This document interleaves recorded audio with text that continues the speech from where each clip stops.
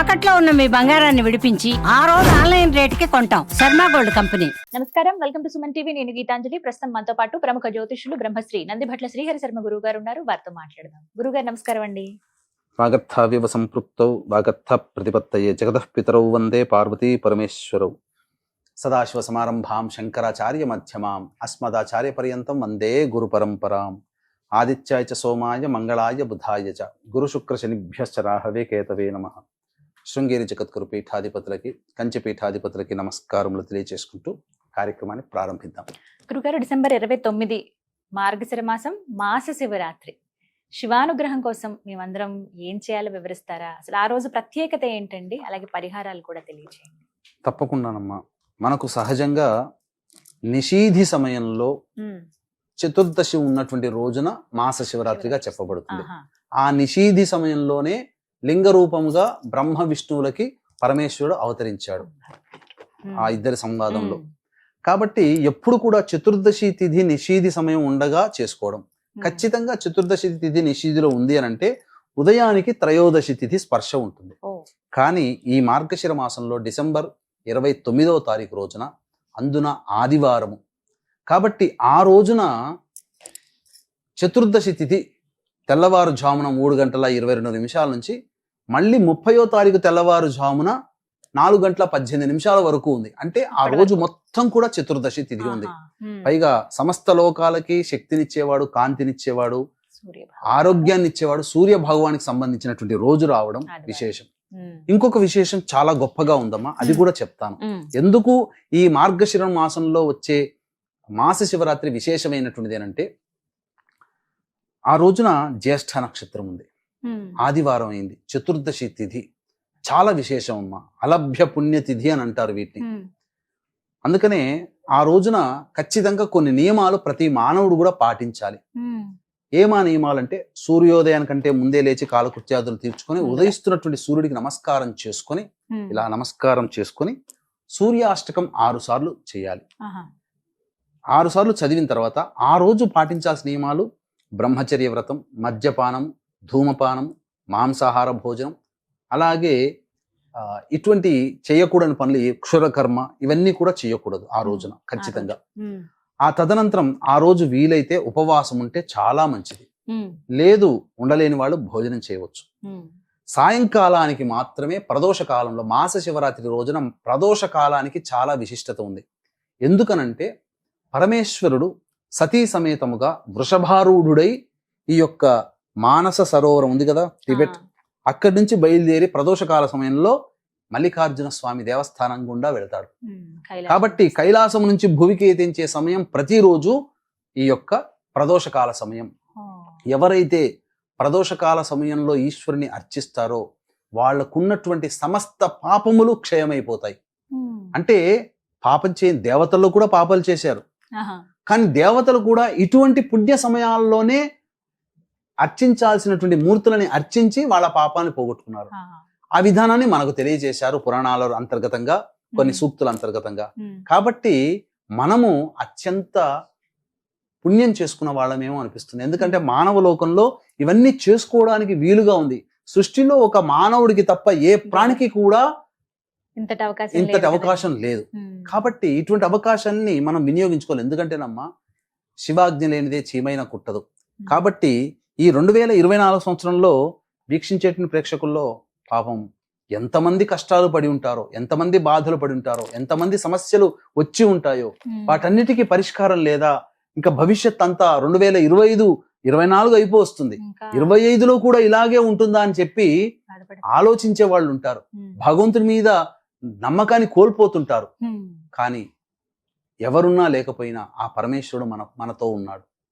ఆ పరమేశ్వరుడు మన పక్కన ఉన్నంత వరకు మనల్ని ఇబ్బంది పెట్టే సమస్య అంటూ ఉండదని చెప్పడంలో ఏమాత్రం సందేహం లేదు. కాబట్టి ఆ రోజున చేసుకోగలిగినటువంటి పరిహారాలు, ముఖ్యంగా ప్రతిరోజు కూడా కొన్ని ప్రధానమైనటువంటి వివరాలు మీకు తెలియచేస్తాను మా ప్రేక్షకులకి. ఏంటనంటే ప్రతిరోజు కూడా ఒక రాహుకాలం ఉంటుంది కదా, కానీ ఈ 7 రోజుల్లో ఉండే రాహుకాలాలలో కంటే ఆదివారం నాడు వచ్చే రాహుకాలానికి అమోఘమైనటువంటి పుణ్యం ఉంటుంది. ఏ సమయానికి వస్తుంది? అది సాయంత్రం 4:30 నుంచి ఉజ్జాయింపుగా 4:30 నుంచి 6 గంటలు. అది ఏంటి సమయం అంటే అది శరభేశ్వర సమయంగా చెప్పబడి ఉంది. ఓ. అంటే హిరణ్యకశిపుని సంహరించడం కోసమే ఉద్భవించినటువంటి ఆ ఉగ్ర నరసింహమూర్తి ఉగ్రతత్వాన్ని తగ్గించుకోలేక ఆ ఉగ్రతత్వాన్ని చూసి భీతిలిన్నటువంటి సమస్త దేవ మానవ గణములన్నీ కూడాను పరమేశ్వరుని స్తుతిస్తే ఆ పరమేశ్వరుడు ఆయనతో సమానమైనటువంటి రూపాన్ని ధరించాడు. పక్షి రూపంలో, ఓ. అనగా పక్షి రూపాన్ని రెక్కలతో సహా, ఉమ్. అలాగే సింహము తలకాయ, ఈ విధంగా రూపాన్ని సంతరించి ఉమ్. భూమ్యాకర్షణ శక్తి లేని చోటకి ఆ ఉగ్ర నరసింహమూర్తిని తీసుకుని వెళ్ళి అక్కడ యుద్ధం చేసి ఆ నరసింహ ఉగ్రతత్వాన్ని తగ్గించి భూలోకానికి పంపుతాడు. తీసుకొస్తారండి. ఆ శరభేశ్వరుని యొక్క రెక్కలలోనే ప్రత్యంగిర ఉద్భవించింది. అమ్మవారు కూడా అలాగే ఆ, ఉంటారు అందుకని. అది. కాబట్టి అమ్మవారు, ప్రత్యంగిర అమ్మవారు అప్పుడు ఉద్భవించింది. అంటే ప్రత్యంగిరనే ఉద్భవించిన వాడైనటువంటి శరభేశ్వరుడు ఎంత గొప్పవాడో, ప్రత్యంగిర కంటే గొప్పవాడు. కాబట్టి ఆ శరభేశ్వర సమయము ఆ సాయంకాల ప్రదోష కాలంలో ఉండేటువంటి 4:30-6 కాలంలో. కాబట్టి వీలైనన్ని సార్లు ఆ ప్రదోష కాల సమయంలో దుర్గా అష్టోత్తరం వీలైన సార్లు చేయాలి. తరువాత ఆ ప్రదోష కాల సమయంలోనే శివాలయానికి చేరుకోవాలమ్మా. ఎందుకంటే 5:22 సూర్యాస్తమయం అవుతుంది. కాబట్టి ఆ 4 గంటల కల్లా శివాలయానికి చేరుకొని ఆ ప్రదోష కాల సమయంలో శివాభిషేకము, బయట శివలింగం ఉంటుంది, ఆ శివాభిషేకము చేయాలి. కలియుగే అన్నగత ప్రాణ. ఈశ్వరుడు మనకు ఇష్టమైన దాన్ని ఏదైతే ఆ ఈశ్వరునికి సమర్పిస్తామో ఆ పరమేశ్వరుడు సంతుష్టి పడతాడు. ఆయనకి ఇష్టమైంది కంటే మనకిష్టమైంది పెడితే ఎక్కువగా. ఎందుకనంటే మనం పెట్టాము అని అంటే దాన్ని వదులుకుంటున్నట్టు లెక్క. అంతే కదమ్మా. ఇప్పుడు మనం ఇక్కడ ఉంగరాన్ని నేను పెట్టుకున్నాను, ఇది నేను ఇష్టపడి పెట్టుకున్నాను అనుకుందాం. నా ఇష్టాన్ని తీసి ఆ పరమేశ్వరునికి ఇస్తే నా ఇష్టాన్ని అతనికి ఇచ్చినట్టే, అతనికి అర్పించినట్టే కదా. ఆ విధంగా కలియుగంలో మానవులకు ఇష్టమైంది ఏంటంటే, ఎవ్వడికైనా, భార్య పుత్రాదుల్లో ఎవ్వరికైనా, రక్త సంబంధికులకైనా ఎవ్వడికైనా వాడి ప్రాణం కంటే ఏది ఇష్టం లేదు. అంతే కదమ్మా. వాడి ప్రాణం వాడికి ఇష్టం. అమ్మాయికి అమ్మాయి ప్రాణం, అబ్బాయికి అబ్బాయి ప్రాణం ఇష్టం. ఇట్టి ప్రాణంతో సమానమైనటువంటిది ఏంటి? కలియుగే అన్నగత ప్రాణ. ప్రాణం పుట్టేదే అన్నంలోంచి. అన్నం తిన్న పురుషుడి యొక్క శరీరంలోంచి ఆ కణములు శుక్రకణంలోకి ప్రవేశించడం, తర్వాత ఫలదీకరణ, స్త్రీ గర్భంలోకి వెళ్ళిన తర్వాత ఫలదీకరణం చెంది గర్భధారణ జరిగి శిశువు బయటికి రావడం. అంటే శిశువు జన్మకి కారణం అన్నం రూపంలో వస్తుంది. కాబట్టి అట్టి అన్నాన్ని, గంజి వార్చినటువంటి అన్నాన్ని చక్కగా పూసలు పూసలుగా మల్లెపూలలాగా ఉంటుంది, గోరువెచ్చని అన్నము ఉంటుంది కదా, వాటితో శివాభిషేకము చేసుకొని ఆ తదనంతరం ఆ ఈశ్వరునికి అర్చన చేయాలి.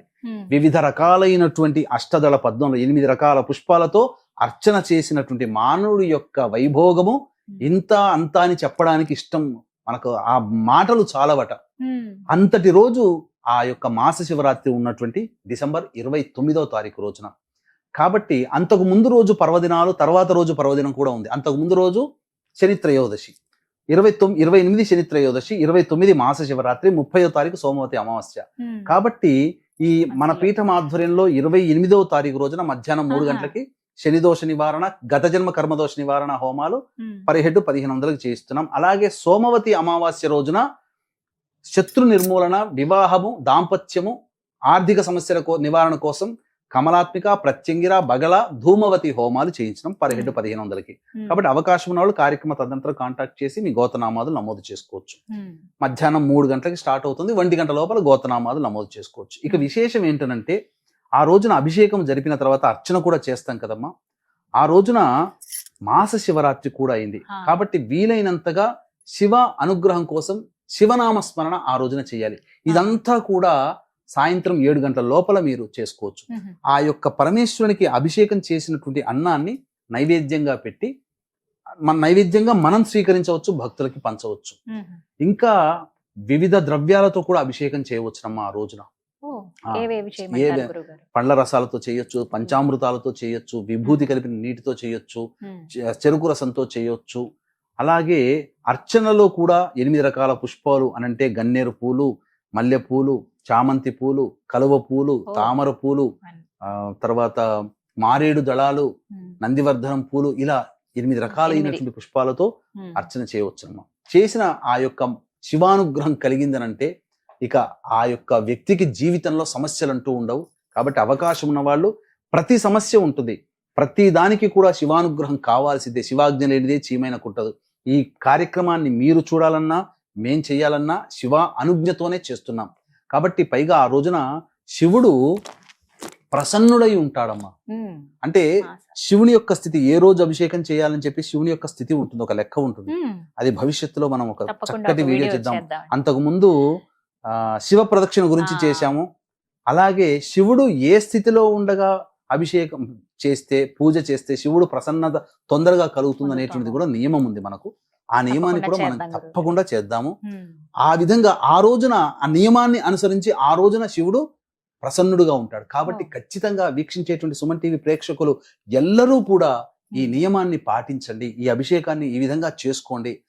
ప్రతి సమస్యకి పరిష్కారాలు మానవ పరిహారం, దైవ పరిహారం. మానవ పరిహారంగా ఇప్పుడు మీకు చెప్పినవి దేవాలయంలో మీరు చేసుకోగలిగేటివి, దైవ పరిహారంగా పీఠమాధ్వర్యంలో శని త్రయోదశి, సోమవతి అమావాస్య రోజున జరిగేటువంటి కార్యక్రమాల్లో నమోదు చేసుకోవచ్చు. ఈ విధంగా మాస శివరాత్రి డిసెంబర్ 29 3 రోజులు చక్కగా విశేషమైనవి వచ్చాయి కాబట్టి ఏ రోజు వదలకుండా చక్కగా పూజ చేసుకోవటం. అంతేకాకుండా ఆ రోజునమ్మ జ్యేష్ఠ నక్షత్రం ఉంది. సాక్షాత్తు వెంకటేశ్వర స్వామికి జ్యేష్ఠ మాసంలో ఈ యొక్క జ్యేష్ఠ నక్షత్రం ఉన్నటువంటి ముందు రోజు, తర్వాత రోజు, ఆ విధంగానే జ్యేష్ఠోత్సవం, జ్యేష్ఠాభిషేకం చేస్తారు విష్ణు భగవానికి.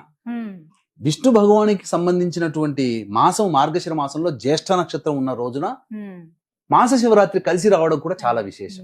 అన్ని విశేషమైన రోజులే ఉన్నాయి. అసలు చాలా చక్కగా వివరించారండి. చక్కటి పరిహారాలు అందరూ చేసుకోదగినవి కూడా. ధన్యవాదాలు గురుగారు. నమస్కారం. సర్వం శ్రీ ఉమామహేశ్వర పరబ్రహ్మార్పణమస్తు.